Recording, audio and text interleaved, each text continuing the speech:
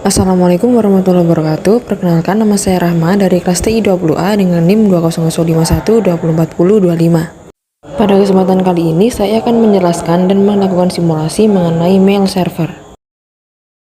Mail server adalah sebuah server atau layanan internet berbasis cloud computing yang digunakan untuk mengirim dan menerima email dalam satu jaringan server mail yang sama. Mail server dapat mengumpulkan, mengolah, dan mengirim data-data serta informasi dalam bentuk email atau surat elektronik dengan menggunakan domain email khusus atau domain email tersendiri. Mail server menggunakan dasar layanan client server, di mana klien dapat mengakses server email melalui aplikasi. Selanjutnya ada fungsi mail server. Mail server berfungsi sebagai pengatur atau penerima dan penyalur respon atas email yang masuk. Tak hanya itu, fungsi utama dari program ini adalah sebagai aplikasi yang digunakan untuk menginstal email. Oleh karena itu, aplikasi ini sangat penting karena akan mengatur jalannya email dan merespon setiap email yang masuk. Selanjutnya ada webmail server. Webmail server adalah sarana yang memungkinkan user dapat mengakses email melalui web. Dalam kata lain, webmail server adalah interface, dengan kata lain, sebuah email yang berada di dalam web, sehingga jika membuka email tersebut, kita harus membuka web terlebih dahulu dengan koneksi internet dan ini berbasis web. Selanjutnya ada protokol email. Ada 3 protokol utama dalam mengirimkan email melalui mail server, yaitu yang pertama ada SMTP atau Simple Mail Transfer Protocol, yang kedua ada POP3 atau Post Office Protocol V3, dan yang ketiga ada IMAP. Yang pertama ada SMTP, yaitu suatu protokol untuk berkomunikasi dengan server guna mengirimkan email dari lokal email ke server, sebelum akhirnya dikirimkan ke server email penerima. Proses ini dikontrol dengan Mail Transfer Agent atau MTA yang ada dalam server email. Berikutnya ada port SMTP default. Ada 2, yaitu port 25, yaitu port tanpa dienkripsi, dan port 426, yaitu port SSL atau TLS. Nama lainnya adalah SMTPS. Selanjutnya ada Post Office Protocol 3 atau POP3. POP3 adalah versi terbaru dari protokol standar untuk menerima email. POP3 merupakan protokol klien atau server di mana email dikirimkan dari server ke email lokal. Digunakan untuk berkomunikasi dengan email server dan mengunduh semua email ke email lokal, seperti Outlook, Thunderbird, Windows Mail, Mac Mail, dan sebagainya, tanpa menyimpan salinannya di server. Biasanya dalam aplikasi email terdapat pilihan untuk tetap menyimpan salinan email yang diunduh pada server atau tidak. Kelebihan menggunakan POP3 yang pertama adalah ketika email sudah diunduh melalui aplikasi lokal milik komputer, kita tidak perlu terhubung ke internet apabila kita ingin membukanya kembali. Yang kedua, kebanyakan tidak ada ukuran limit untuk email yang dikirim dan diterima. Yang ketiga, dapat membuka file attachment dengan cepat. Dan yang terakhir, tidak ada ukuran maksimal untuk mailbox kecuali harddisk komputer kita penuh. Selanjutnya adalah kekurangan menggunakan POP3. Yang pertama, jika JavaScript pada email reader diaktifkan, email phishing dengan embed JavaScript dapat terbaca di email. Yang kedua, semua pesan akan disimpan di komputer. Hal ini dapat mengurangi space pada harddisk komputer. Yang ketiga, semua file attachment diunduh dan disimpan dalam komputer. Karenanya, potensi komputer terinfeksi virus dari email lebih besar. Yang terakhir, folder email terkadang hilang. Jika ini yang terjadi, upaya restore cukup sulit dilakukan. Berikutnya adalah IMAP atau Internet Message Access Protocol. Seperti halnya POP3, IMAP juga digunakan untuk mengirimkan email ke lokal mail. Hanya saja terdapat sedikit perbedaan cara kerjanya. IMAP sendiri adalah merupakan protokol komunikasi 2 arah sebagai perubahan yang dibuat pada lokal mail yang dikirimkan ke server. Pada dasarnya, isi email tetap berada di server. Protokol IMAP lebih direkomendasikan oleh penyedia email seperti Gmail dibandingkan menggunakan POP3. Di dalam IMAP, email disimpan di server. Ketika kita akan mengecek email, lokal mail akan menghubungi server untuk menampilkan pesan email, sehingga untuk file pesan email tetap berada di server dan tidak di-download ke email lokal. Untuk port IMAP default sendiri ada 2, yaitu port 143, yakni port tanpa dienkripsi, dan port 993, yakni port SSL atau TLS dengan nama lainnya IMAPS. Berikutnya adalah kelebihan menggunakan IMAP. Yang pertama, kita dapat mengakses email dari mana saja melalui perangkat yang berbeda. Yang kedua, email dapat diakses melalui web browser tanpa aplikasi email. Yang ketiga, kita hanya mengunduh pesan yang ingin dibuka, sehingga tidak perlu menunggu semua pesan diunduh. Yang keempat, attachment tidak secara otomatis diunduh oleh IMAP, sehingga email dapat diakses lebih cepat. Kita juga dapat memilih attachment tertentu yang ingin kita buka. Nah, untuk kekurangannya sendiri adalah yang pertama ada beberapa layanan hosting yang tidak mendukung IMAP. Yang kedua, email disimpan pada server sehingga mengurangi disk space hosting. Yang ketiga, email dengan IMAP hanya dapat diakses ketika terkoneksi internet. Selanjutnya ada komponen mail server, ada 3 yakni MUA, MTA, dan MDA. MUA memiliki beberapa program utama terkait dengan proses membaca dan membuat email. Jadi, MUA bertugas sebagai program untuk membaca email, menerima, serta perintah-perintah untuk membuat dan mengirimkan pesan. MUA disebut juga sebagai email reader atau pembaca email karena fungsi utamanya adalah perintah-perintah dalam email seperti menerima email serta mengirim balasan email. Ada beberapa MUA yang juga dilengkapi dengan Multipurpose Internet Mail Extension atau MIME, yaitu program yang digunakan untuk mengirimkan email yang berisi file atau attachment tertentu. Selanjutnya adalah MTA, yakni salah satu komponen mail server yang bertugas untuk mengurus bagian program pengiriman email.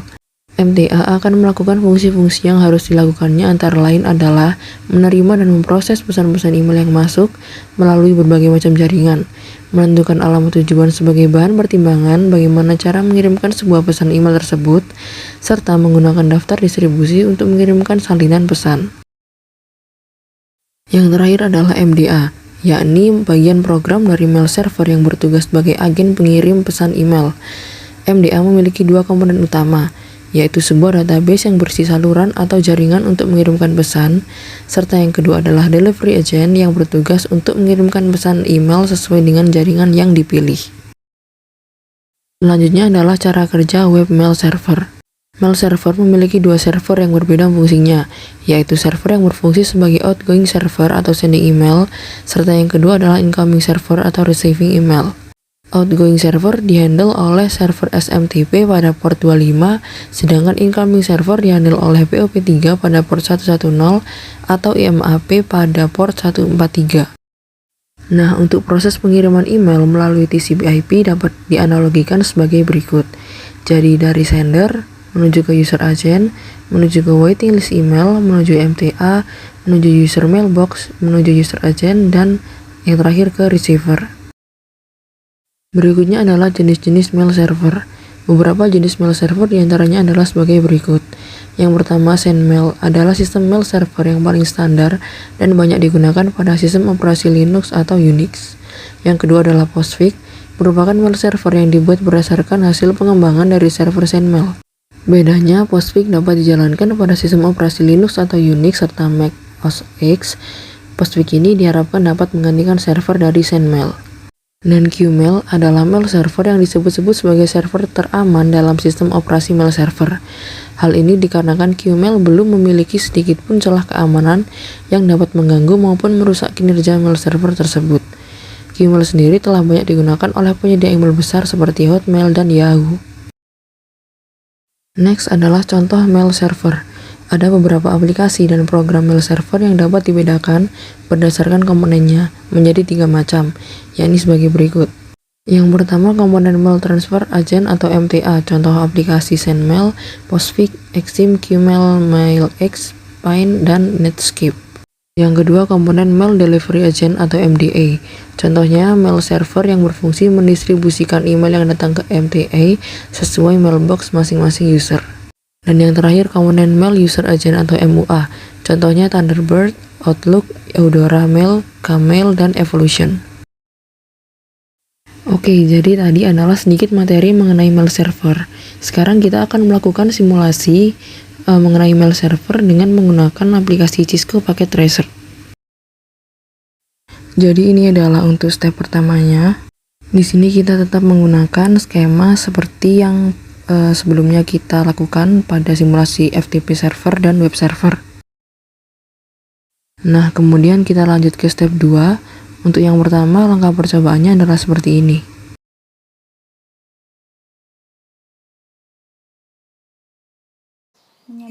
Jadi untuk langkah yang pertama adalah kita akan melakukan ping ke DNS server dan mail server. Untuk pertama-tama kita akan coba ping mulai dari PC1 terlebih dahulu. Ini adalah ping ke DNS server. Kita tunggu. Nah, PC1 sudah tersambung. Kita lanjutkan untuk melakukan ping ke mail server. Ping 43.43.43.4. Sudah tersambung juga dengan mail server. Karena sudah tersambung, sekarang kita lanjut ke PC 4. Kita lakukan hal yang sama seperti tadi. Kita lakukan ping ke DNS dan mail server. Setelah itu ping 43.43.43.4. Sudah tersambung. Oke, jadi PC 4 juga sudah terhubung. Sekarang kita lanjut ke laptop. Kita lakukan hal yang sama juga seperti tadi. Ketik dulu quit. Setelah itu ping 33.33.33.1. Setelah itu ping 43.43.43.4. Nah, sudah tersambung juga. Karena laptopnya juga sudah terhubung, sekarang kita lanjut ke smartphone. Kita juga lakukan ping ke DNS dan mail server melalui smartphone. 3.1 sudah tersambung dengan DNS server. Selanjutnya ping 43.43.43.4. Nah, sudah tersambung juga ke mail server. Nah, bisa kita lihat di sini smartphone juga sudah terhubung ke DNS dan mail server. Sekarang kita akan lanjut ke langkah percobaan yang kedua.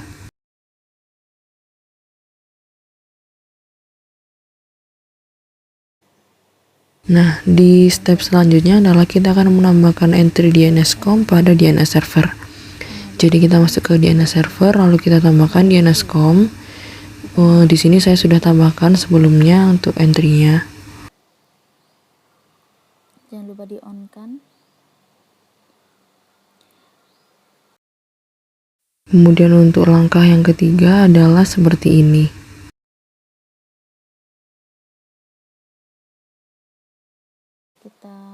Jadi pertama-tama kita masuk ke PC1, kemudian kita masuk ke command prompt-nya. Nah, di sini kita ketikkan nslookup di command prompt tersebut, lalu kita tunggu hasilnya. Oke, jadi hasilnya seperti ini. Lalu kita lanjut melakukan hal yang sama melalui laptop. Jadi kita ketikkan juga nslookup di command prompt laptop. nslookup spasi mailku.com.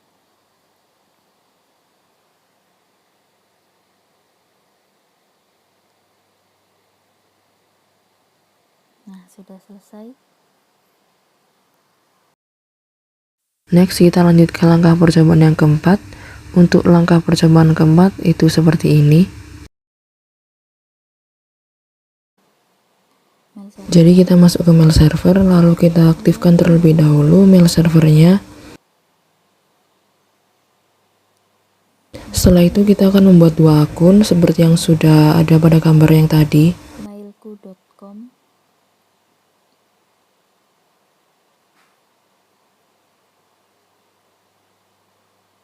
Yang ini user 1, passwordnya juga sama, yaitu user 1. Kita tambahkan. Selanjutnya yaitu user 2. User 2 ini untuk laptop dan user 1 untuk PC1.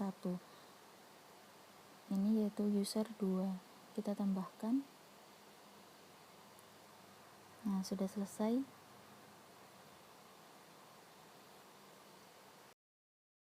Next, untuk langkah yang kelima adalah seperti ini.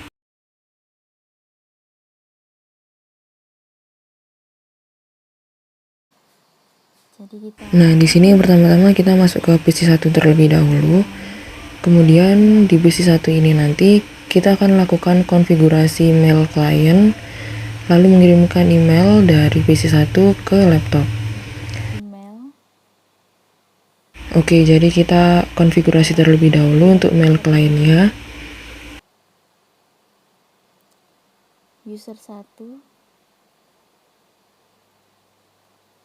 user1@mailku.com.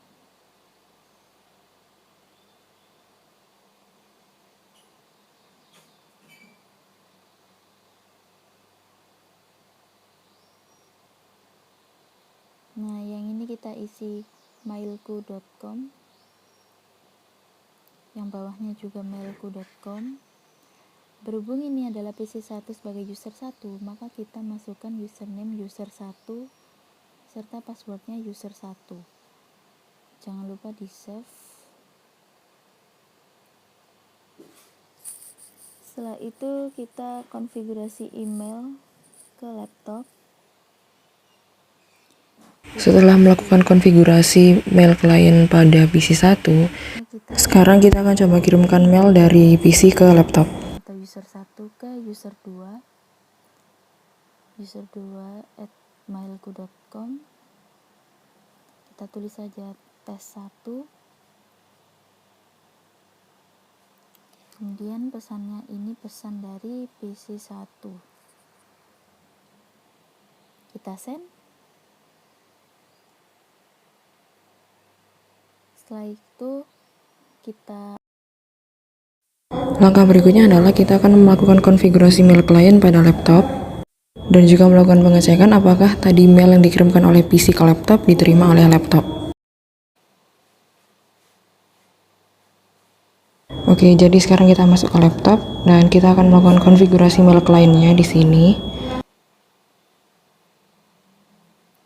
user2@mailku.com. Ini juga sama, mailku.com, bawahnya juga mailku.com. Nah, karena laptop ini adalah user 2, kita masukkan username user 2 dan passwordnya user 2. Setelah melakukan konfigurasi, sekarang kita akan beralih klik ke receive. Nah, di sini sudah bisa dilihat ya kalau email yang tadi dikirimkan dari PC diterima oleh laptop. Nah, kita open. Selanjutnya kita akan mencoba reply email yang sudah dikirimkan dari PC1 ke laptop, dan setelah itu kita akan cek kembali di PC1 apakah balasan tadi masuk ke PC1. Nah, di sini langsung saja kita coba reply email dari PC1. Kita reply seperti ini. Setelah itu send. Setelah itu di PC1 kita akan cek apakah balasan email tadi masuk ke PC1. Nah, di sini sudah terlihat balasan emailnya sudah masuk. Jadi pengiriman email tadi berhasil. User 2 sudah terkirim pada PC1. Sekian video praktikum dari saya. Ya, mungkin sekian penjelasan dan simulasi mengenai mail server. Kurang lebihnya mohon maaf. Wassalamualaikum warahmatullahi wabarakatuh.